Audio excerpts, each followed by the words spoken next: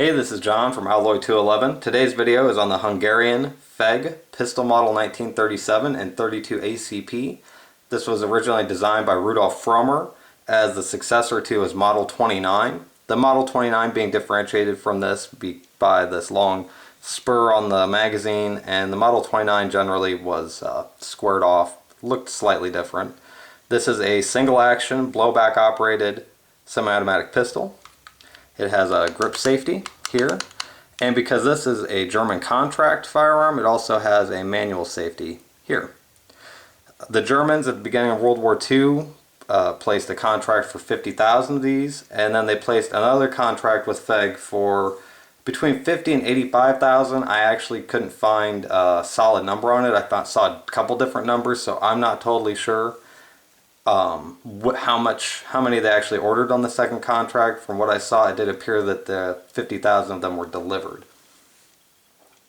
Anyway, this is a pretty good example of one of these guns. It retains most of its finish, looks really nice, the grips look nice, it has the holster and the magazine. I was really surprised to see how much money these magazines go for like between $100 and $200, which seems like a lot for a magazine.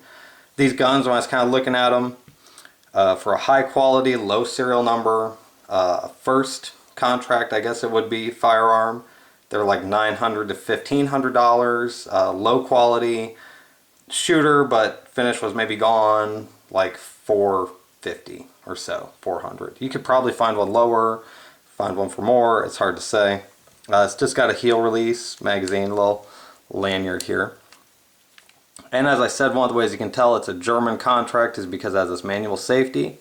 It also has the German proof marks here. There's a little tiny one there. There's another one on the barrel I'll show you here in a minute. But yeah, it retains some German proof marks, and that's another way to tell that it is a German contract firearm.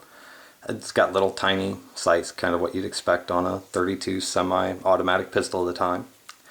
And it uses an interrupted thread barrel that's locked. It's actually a locked barrel, or a locked barrel. It's not a locked, it's blowback operated, but the barrel is fixed. It's a fixed barrel. I'll show you how to take that out here in a minute. This here, the JHV, that's another way to tell it's a German contract gun because that's a year date, year code. So 1943. Now go ahead and pull this apart so you can kind of see how that works, and I may screw it up. It's not the easiest thing to do. It's not that hard, and I thought it was really cool when I first did it, but then when I realized how kind of a pain in the butt it can be to get these threads to line up exactly where they need to be in the slide and pull the barrel out and all that, it lost a lot of its coolness right there. But it is still a pretty neat system. As you can see, the slide just comes right off. Here's where the barrel locks in. See, like that locks it in place, so it is a fixed barrel. Oh, and as I said, it's got another German proof mark here on the barrel right there. They like to proof things, make sure that they were good. The recoil spring is held here, right there in the dust cover. It's actually made to fit it quite well. The slide stop is actually held in, which I don't know how well you're going to be able to see that. It's actually held in right there with the recoil spring. And that's as easy as it comes apart. And now I'm going to try to put it back together. Let's see if I can do it as easily as I just took it apart. Probably not. Maybe though. Let's hope. We'll hope. Hoping is good. You slide the slide on, getting it in the slide rails. You pull it back. And you want to have this first notch just about lined up with the slide stop. Then you slide it in with, as you can see, there's that notch in the slide. That was a really weird way to turn my arm. And the lugs go right here. And you pull it back to here, and then there's a portion inside the slide. You know what, actually, before I do this, I'm going to show you that. I didn't show you that. I'll show you that. If you look right there inside the slide, you can see that there's a little cutout, and that is where, let's see if we can show it. The slide, or the threads turn inside the slide. So that whole thing's machined out inside there, and that's pretty cool, although that is really thin. But it's 32 ACP, so not a lot to worry about there. They also made these in 380s, not the German contract, but they were also made in 380. So anyway, back to putting it back together. Get the recoil spring in place, maybe get the slide on the rails. That'd probably be a good idea.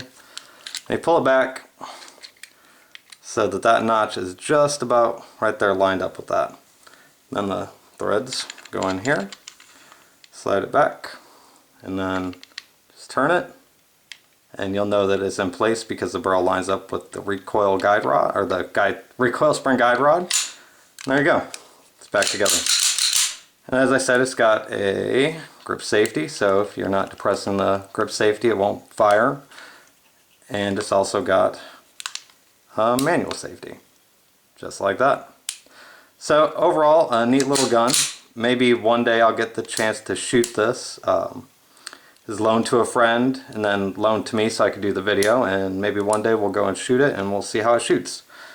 Overall, it's a pretty neat little gun. If you can find one for a cheap price, I'd say pick it up because it's cool. And if it's got like a couple extra magazines, pick those up as well. Hope you found the video interesting. I'm glad to have been able to bring you a kind of cool gun that a cool gun. I don't want to say kind of cool gun, it is a cool gun. But a cool gun that if it weren't for other people's generosity, I wouldn't be able to show you.